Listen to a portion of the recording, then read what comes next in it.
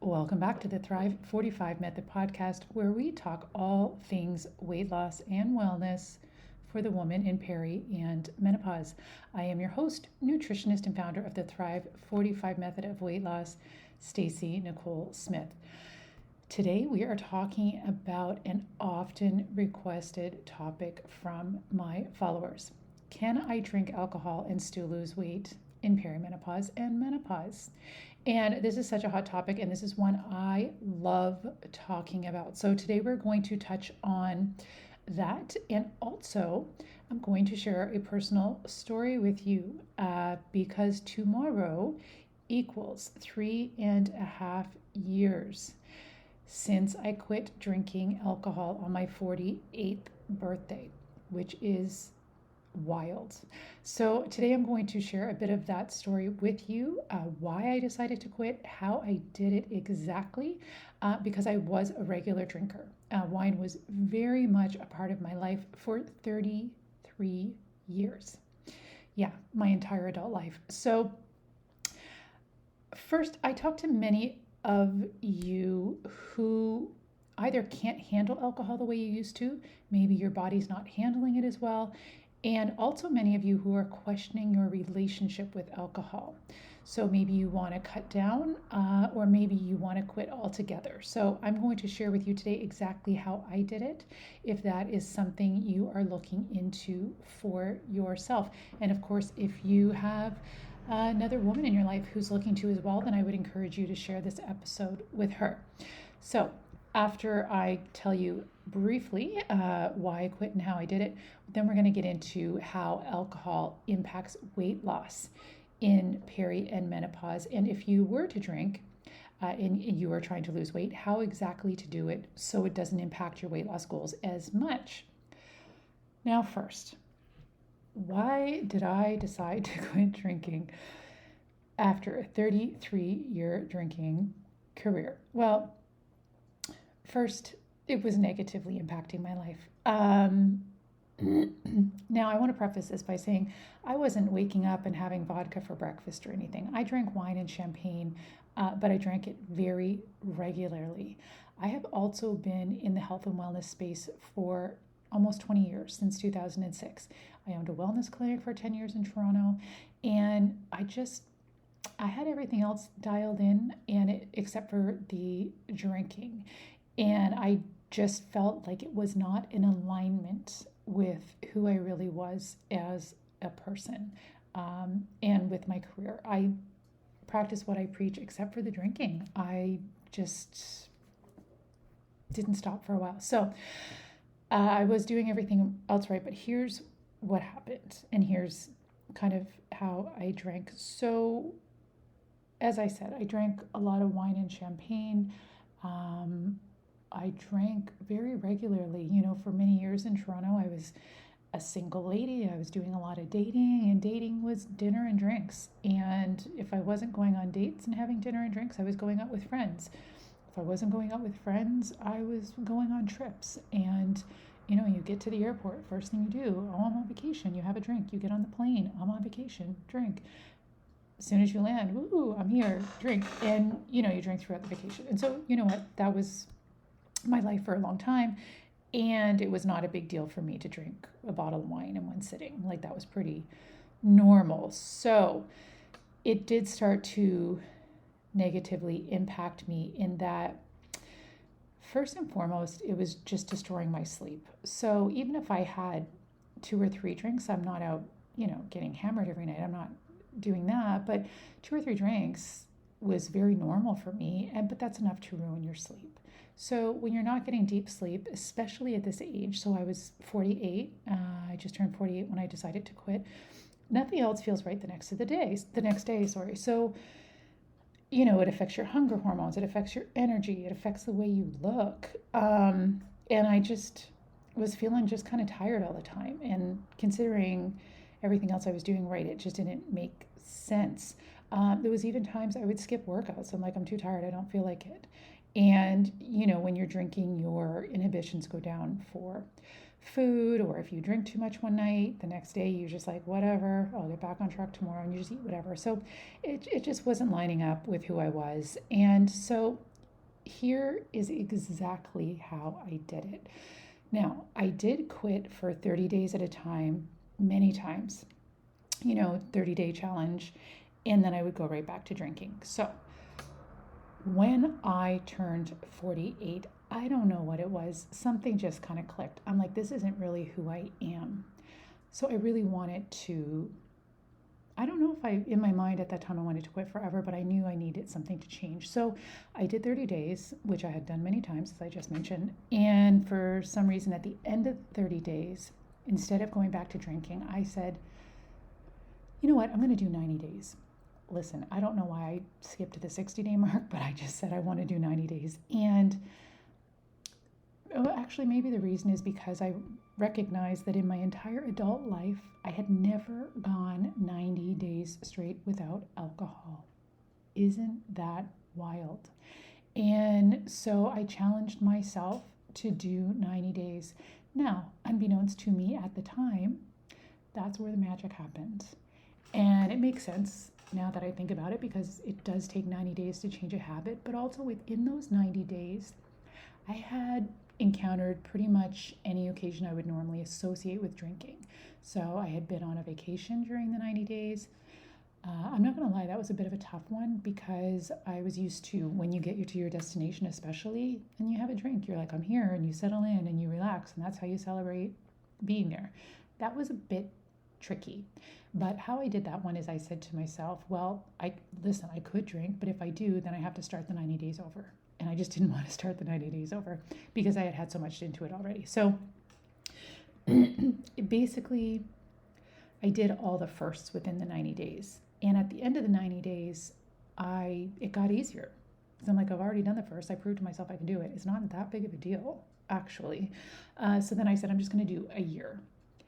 And I did the year. And of course, there's bumps in the road, right? But the thing is recognizing they're just moments. And you don't sit there wanting alcohol all day, every day.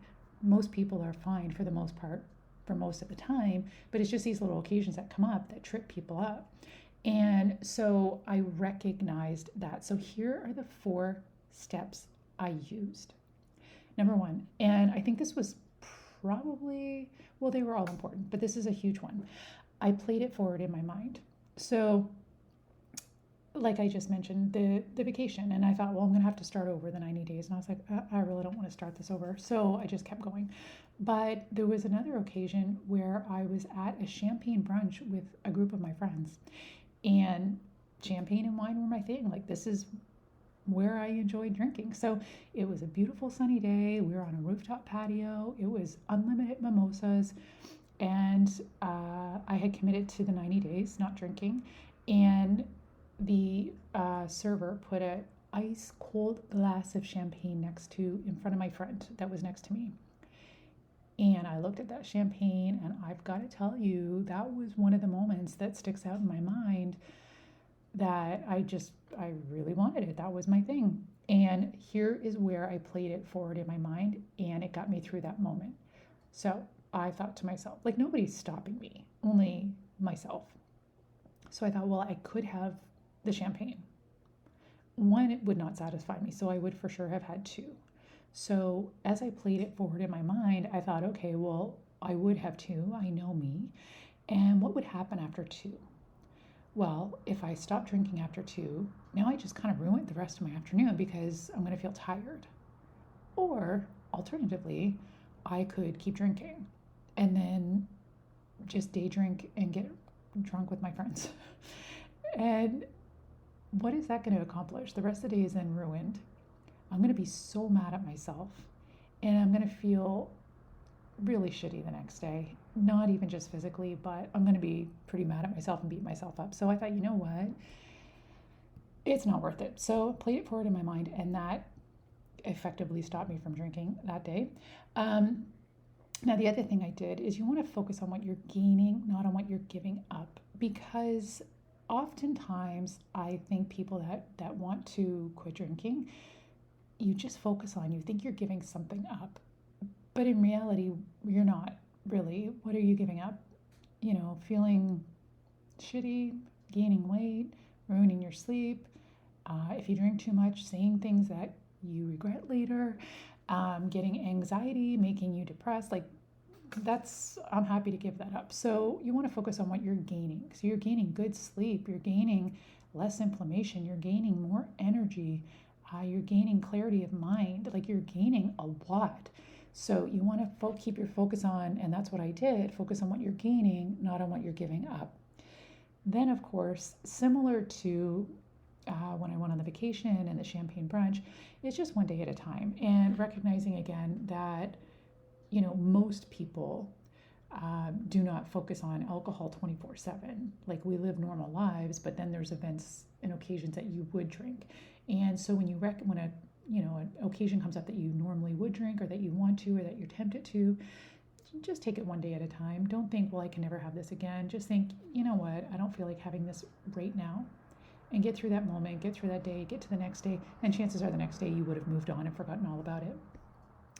And key as well, and by the way, these all relate to weight loss as well. I'll review them real quick, but you gotta believe you can do it, because a lot of times if you hope you can do it, but if you don't deep in your core believe that you are capable of it, that's when people self-sabotage. And it's not always a completely conscious thing. A lot of times it's subconscious. And, you've attached your identity to this person, the social butterfly who's always out having drinks, and the social butterfly who knows all the best types of wine and champagne. And you've made that your identity, or I did anyway. And so you have to believe on a cellular level that you can do it. And a good way of doing this is, and it's something that I did, you want to look at other people's stories who have done it, and none of them are special snowflakes. They are no more special than me or you or anybody else. But when you see proof that someone else who reminds you in some way of you, or someone else who's done what you want to do, when you see proof of that repeatedly through multiple people, then you can start to believe that it's possible for yourself. If they can do it, you can do it. There's nothing more special about anybody else or special skills they have, except they saw it through and broke through the challenges. And again, the exact same 4 steps work for weight loss. Like this is one of the things I teach my clients, like play it forward in your mind. Like if you have a really high priority health goal or weight loss goal, and you're going on, to a fancy dinner, and play it forward in your mind. Like, how badly do you want that chocolate cake? Like you always can have a little bit of what you want when it comes to food. Have 2-3 bites of chocolate cake, push it away. Like play it forward in your mind. How are you going to feel afterwards? Are you going to, you'll eat I'm using this as an example, obviously, but you're going to eat the piece of chocolate cake, and then you're going to feel so mad at yourself afterwards. And when you look back, you probably only enjoyed the first 2 or 3 bites anyway. And then, you got to deal with it the next day. And most women will then tend to over-restrict, which is a bad thing to do. But I'm just going off on a tangent here. But so anyway, so you want to play it forward in your mind with food, with booze, whatever. Focus on what you're gaining, not giving up. Same thing with food. Focus on feeling amazing. Focus on your clothes fitting better. Focus on feeling really confident in your body and feeling good about yourself. And then same thing, one day at a time. One day you might be having, an inkling for food cravings. Drink a glass of water, take a walk, call someone, talk to a friend, one day at a time. Because guess what? It passes. It always passes. And then, of course, you've got to believe you can do it. So if you're a woman who struggled with your weight your whole life, I talk to women like this all the time, there's somewhere in the back of their mind that they're thinking, I wasn't able to do this before, and so I can't do it now. And so then just when they're on this straight path and they're seeing really good progress, they self-sabotage, and they don't know why they're doing it. They obviously don't want to do it. They want to reach their goal, but that's one of the reasons, because deep down on some subconscious level, they're not really believing they can do it. So again, you want to see examples of other women who have done it, because those other women don't have anything more special than you have. They just committed to it and they overcame it, and then they succeeded in it. So one day at a time. Now, thank you for allowing me to share my story. I gotta say, I can't believe that it's been 3.5 years, because anyone who knew me before knew me as the wine connoisseur, champagne, like that was my thing. And so I'm not even gonna lie, I'm a little proud of myself. 3.5 years, can't believe it. And if you are questioning if you should quit drinking or whatever, and you think you're gonna miss it and you won't be able to enjoy your life, surprisingly, I do not miss it one iota. I genuinely do not miss it. I sleep like a baby. I have a clear mind all the time.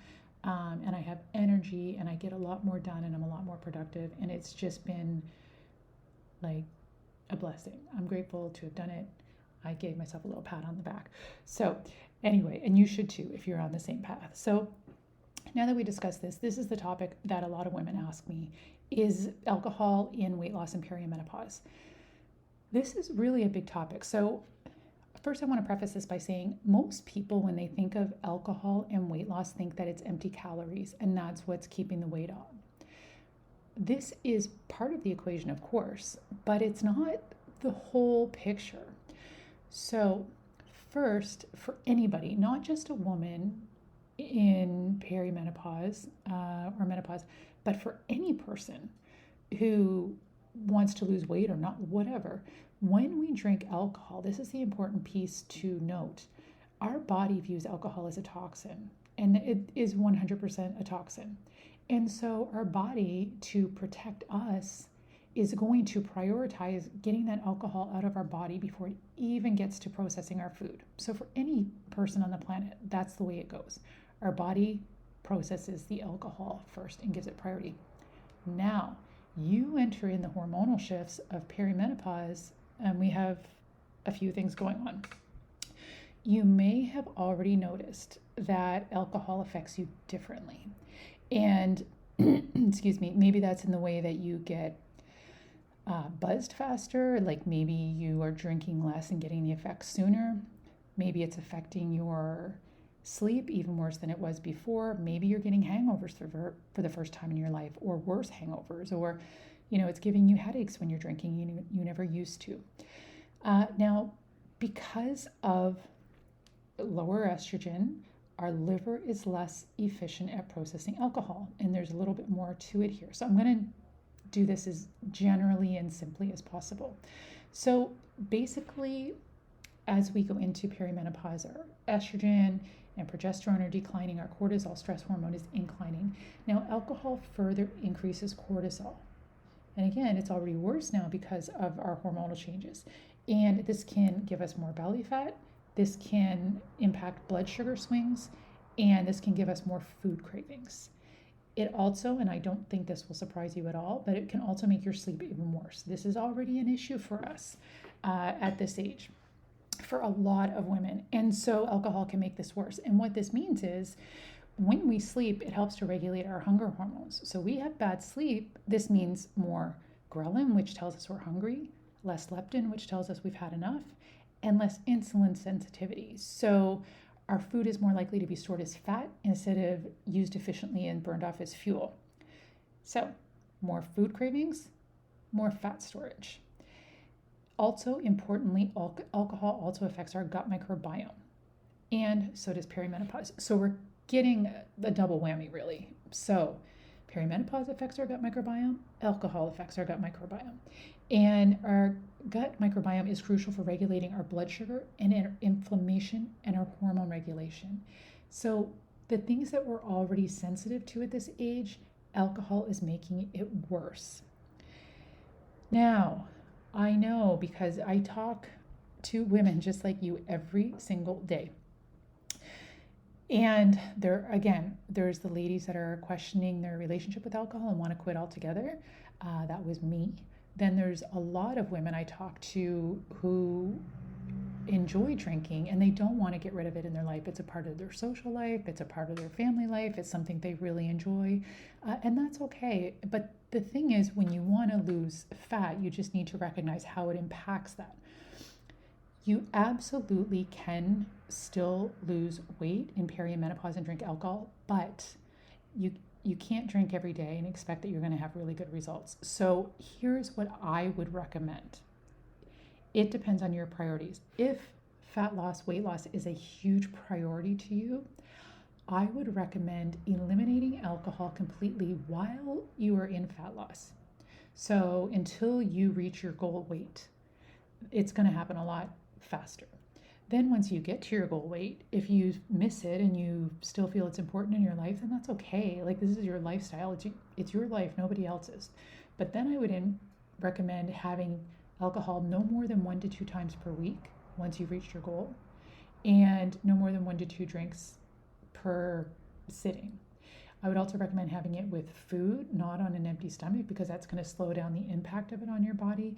And of course, make sure you have extra hydration with water, because of course, alcohol is very dehydrating. Now, I hope that helps you. I love hearing from you. So comment below. Did this help you? Are you thinking of giving it up? Have you already given it up because your body just can't handle it anymore? And is there anything else you'd like to hear on upcoming episodes? I am happy to cover the things that are of interest for you. So if you found this helpful, please subscribe, follow the show, and you will be notified when new episodes are released. I release shows like this every week, and share this with a girlfriend that you think that this would help. For more and other ways that I can help you, I invite you to visit the show notes. I have got a bunch of great stuff in there for you. And of course, if you found this helpful, please be sure to leave a rating or review. That kind of stuff helps a lot. See you next time. Bye.